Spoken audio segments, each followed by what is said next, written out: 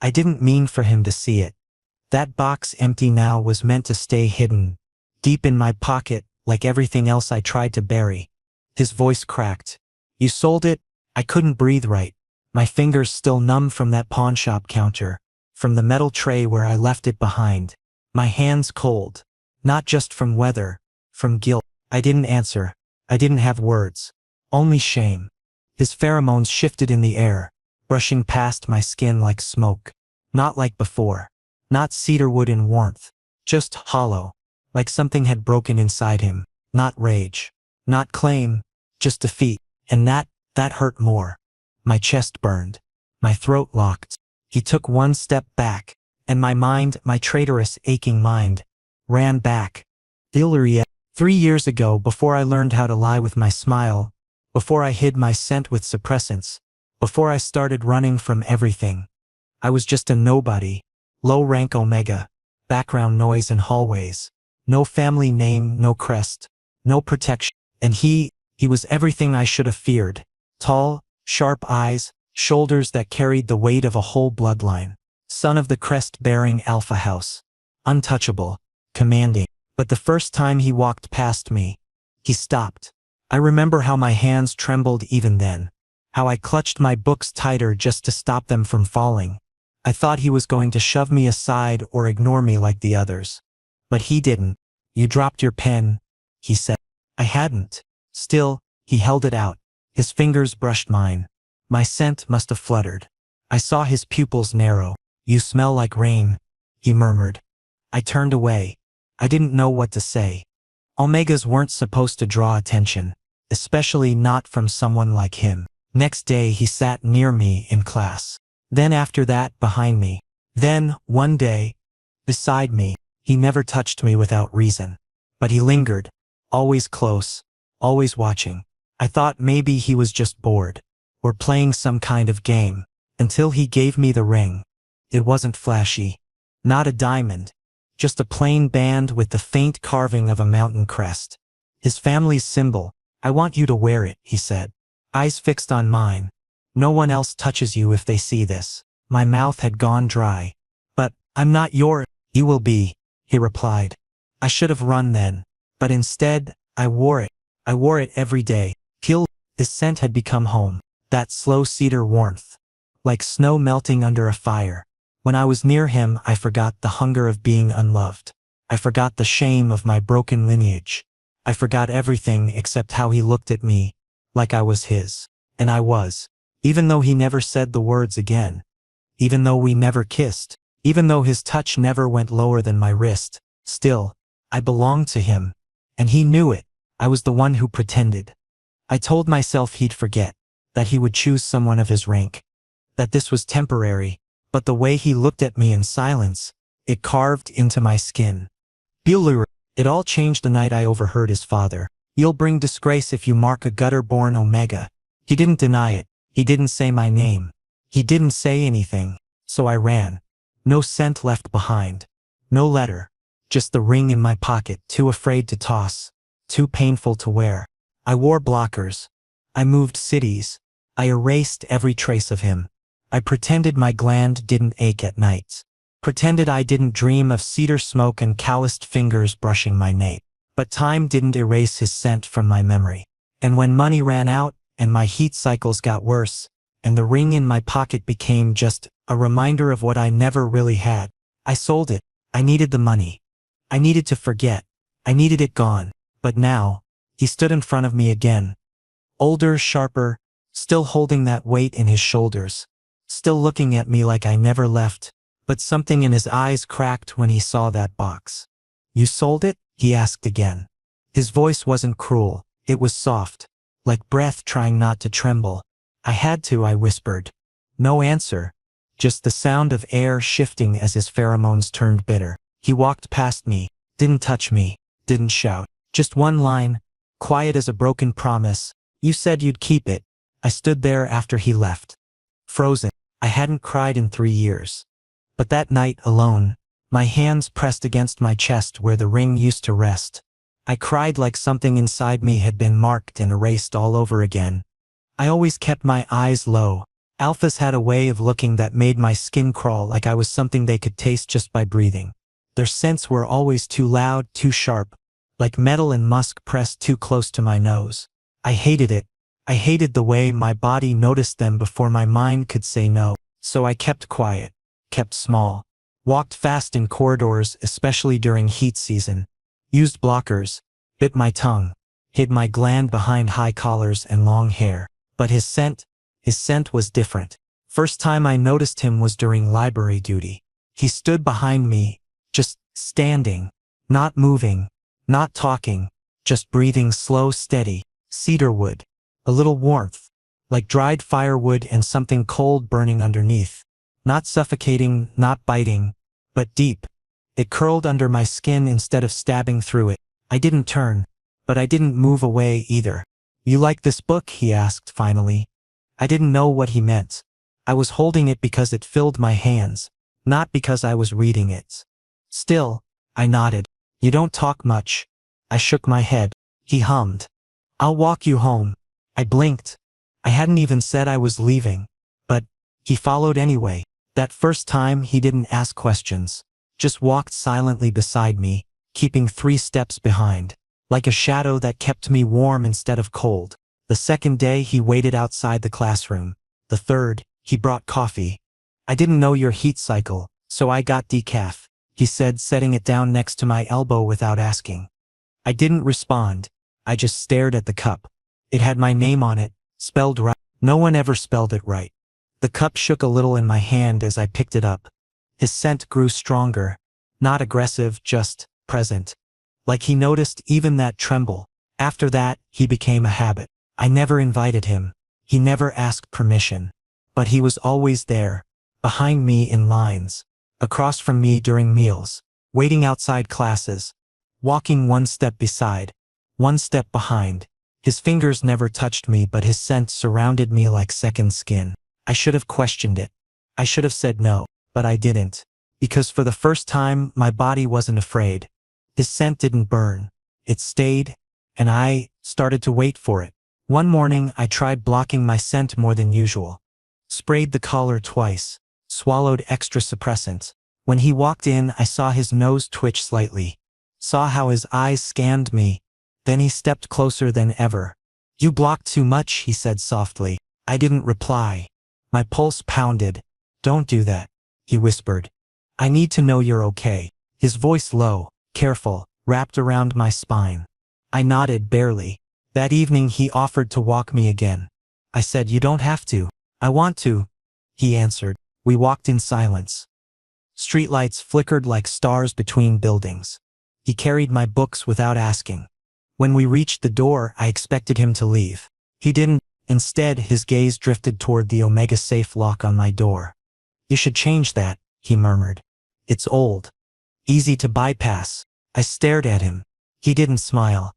He never smiled. But his eyes held something heavier than warmth, like control coiled into gentleness. "I'm not gonna break in," he added, voice like a hush. I didn't think that I lied. He leaned in, just enough for me to feel his breath near my ear. "Good. But still, change it." That night, I didn't sleep. Not because I was scared, but because his scent still lingered in my throat and I didn't want it to fade. Things changed slowly, or maybe too fast. I couldn't tell. One day, another alpha bumped into me in the hallway. Tall, loud, reeking of cinnamon and musk. He laughed, flirted, called me pretty thing. I didn't even respond. Just looked down. But that same evening, I felt him, my alpha, waiting outside my building. His coat dark, shoulders tense. "What happened today?" he asked. "And nothing," I lied. He stepped closer. "Don't smile at others like that," he said, voice low. I blinked. I didn't smile. His jaw clenched. "Don't look at them like that then." My breath caught. "It means something when you look." I didn't know what to say. He stepped even closer. "They smell you. I can tell." I swallowed. "You smell me too." He nodded once. "Yeah, but they don't get to." His voice was steady, but there was fire beneath it. Not jealousy. Possession. I should have been scared. But instead, my knees weakened. After that, no one came near me. Other alphas stopped looking. Some even stepped away in hallways. I didn't understand at first. Until I saw it. The tiny pack crest stitched onto my bag. His family's sigil. I never put it there. He did. He never mentioned it.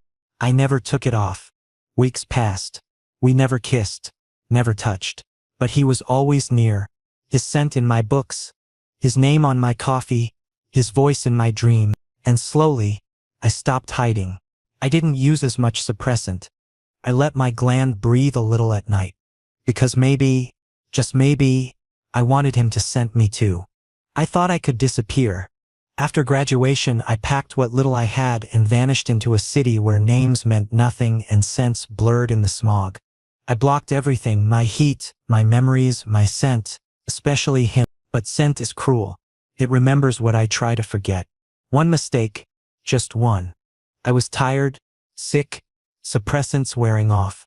It flared before I could hide it right in front of the wrong alpha. One I didn't know, one who smelled me too closely. I panicked.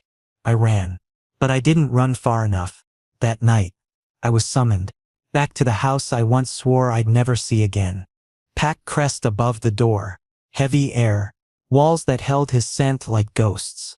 They made me wait in a room I didn't recognize. Not his. But the carpet clean thick still held that cedar warmth underneath. Like, I didn't sit. My legs shook. The door opened slow. And then he was there. 3 years and he hadn't changed. Still tall. Still cold in the eyes. But something sharper now. Like the silence around him could cut. His nostrils flared. You didn't block your gland. I swallowed. I didn't mean to. He stepped in. Door shut behind him with a soft click, but it felt like a lock. His scent hit first. Not just cedar. Deeper now. Stronger. Mixed with something burning low. Like an alpha near the edge. My heat responded. Traitorous. Weak. I was careful, I whispered. Stepping back. Clearly not enough. His voice low, like gravel smoothed by ice. Sank into my skin. I backed up until my knees hit the bed frame. You shouldn't have come back, I said. I didn't ask you to. I didn't mean for this. Stop saying that. I froze. He moved slow. Controlled. But the air between us pulled tight. I warned you once, he murmured, stepping closer. Told you not to show your scent to others. I didn't show anyone. You flared in public. I didn't. He was in front of me now. Too close. His hand raised, didn't touch, but hovered near my face. You think I wouldn't notice? He said, voice quieter now. I smelled you across 3 blocks. I blinked fast. I thought you forgot me. He laughed. Bitter. Quiet. No, he said. You thought I would forget. His eyes dropped to my neck. Gland exposed. My collar loose. Suppressants failing. You didn't even try to hide it. I did, but my body didn't care. I felt the bond pull, old, faded, but still there. Still aching. He leaned forward. Breath near my nape. My knees went soft. I grabbed the edge of the table behind me. Don't, I whispered. He didn't listen. His lips brushed my gland. Not a kiss. A warning. I shivered. Heat rising too fast now. My body knew him. Remembered him. Welcomed him. Even as I tried to step back. I'm not yours, I said. It came out broken. No, he whispered. But you were. I turned my head. You let me go. His breath hitched. I never said you could leave, he murmured. My hand pushed against his chest. Weak. Shaking.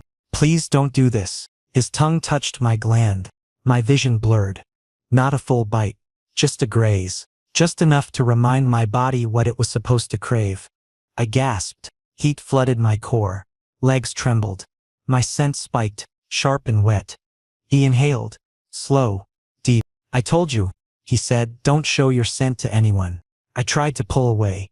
I didn't mean to. He grabbed my wrist. Not hard, but firm. Possess it. You keep saying that. Tears stung my eyes. Because it's true. He looked at me then, really looked, eyes dark.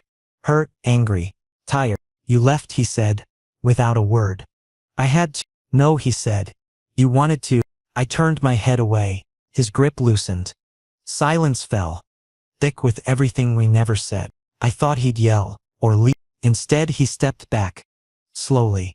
As if it took effort to peel himself away. You're still mine, he said softly. No.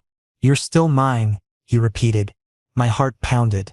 His scent filled the room. My heat curled around it.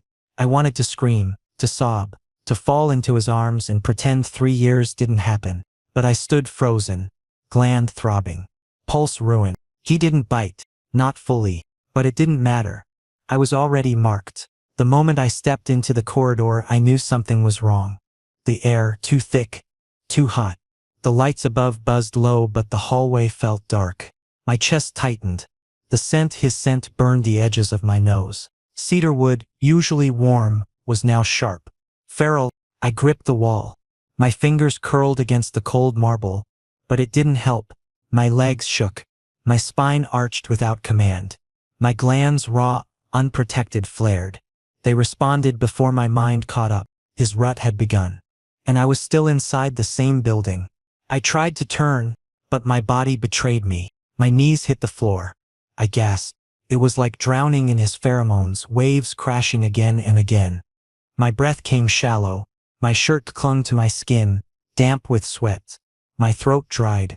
I needed to run, but I couldn't stand. And then I heard him. Heavy footsteps. Measured. Slow. No hesitation. My heart stopped beating properly. I didn't lift my head. I didn't dare. He spoke, voice hoarse, too low to be fully human. You should have left earlier. I flinched. His shadow fell over me. I opened my mouth to say something, anything, but the words tangled. I didn't know you were. Don't lie. My body pulsed in reaction. My sense spiked, thick with heat. I hated it. Hated how easily my body gave in. He crouched beside me. One finger under my chin. He tilted my face up. His eyes were wrong. Dilated, black rimmed with gold. No control left. Just instinct. You're leaking, he murmured. I sobbed. Please don't. He didn't answer, just leaned in. His nose brushed my neck. My scent gland twitched under his breath. I whimpered. No blockers, he muttered. No suppressants. I didn't plan this. You knew what would happen. His hand cupped the back of my neck. I jerked, tried to pull back. But I had no strength left. Let me go, I whispered. He didn't listen. The moment his lips touched my gland, something in me shattered.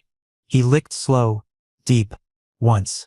Then again, my body arched. I sobbed again, not from pain but from everything I was trying to hold in. I'm sorry, I breathed. Please stop. But he was past the point of stopping. He bit, not hard. Not enough to break deep, but enough to mark. Enough to burn his crest into my skin. The air around us buzzed. My vision blurred. I clutched his shoulders, not in embrace, just to survive. His heat poured into me like wildfire. My body collapsed fully against him. He didn't speak, just held me, mouth pressed to the bite, breathing fast and hard. When it was done, silence fell. I trembled in his arms. The bond screamed, half-finished, unstable, raw. I wanted to scream too, but no sound came. He pulled back, looked at me, his pupils shrank. His hands began to shake. He started, then stopped. He stared at the mark, at the skin where his teeth had broken me. I shouldn't have. I didn't answer. Tears streamed down my cheeks. He reached out as if to wipe them, then froze. I lost control, he whispered. I nodded. I couldn't hate him, but I hated myself. The scent of our bond hung in the air, heavy, sharp. He stood slowly, backed away like he was afraid of himself, but it was too late. His crest had already bloomed across my neck. His claim, permanent. They grabbed me when I was weakest. Heat haze hadn't faded fully, my body still trembling from the mark. I was alone, barely aware. The world tilted sideways when I stepped out of the building. A van, 3 alphas. No warning, no sound. Just sharp hands, masked scents, and something cold pressing over my mouth. I remember the scent blocker collar snapping shut around my neck, then black. When I woke, everything felt wrong. The floor beneath me cold. Too clean. Too quiet. The room, unfamiliar. Metallic. I reached for my gland out of instinct. But my fingers brushed steel. Collar. Thick. Heavy. My scent, gone. I choked on air that wasn't mine. Reeked of suppressants, of unfamiliar alphas, of sterile control. My bond screamed. Not in words. Not even in pain. Just emptiness. He couldn't smell me anymore. He wouldn't find me. Unless I closed my eyes and screamed his name in silence. In my mind, in my heart, in whatever string still tied me to him, please. I don't want to die like this. I don't want to die unknown. Hours passed. Or maybe days. They didn't speak to me, only checked the collar, replaced the blocker spray, injected more numbness into my arms. I couldn't move, could barely breathe. And then, something shifted. It started in the air, just a hum. Low, distant, then sharp. A growl. I thought I imagined it, until the scent hit. Cedar. Fire. Blood. Rage. His rage. My eyes flew open. No footsteps this time. No warning.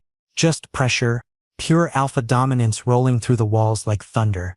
The guards flinched. One staggered. Another gasped. He didn't touch them. He didn't need to. His scent did it all. It poured into every crack, every corner of the room, crushed the air around me. I couldn't breathe for a different reason now. My lungs choked on longing. The door slammed open. He stood there, his coat soaked in rain and something darker. Eyes glowing gold, gland pulsing visible rage. He said nothing, just walked. Every alpha in the room dropped. On instinct. On terror. One tried to speak, but the growl that left his throat silenced the world. They crawled back. He passed through them like shadow. Straight to me. His eyes didn't blink, didn't shift, only me. I tried to speak, but the collar burned. He knelt slowly, his hands blood-stained lifted to my neck. They masked your scent, he whispered. His voice, it broke something in me. I sobbed. He didn't wait.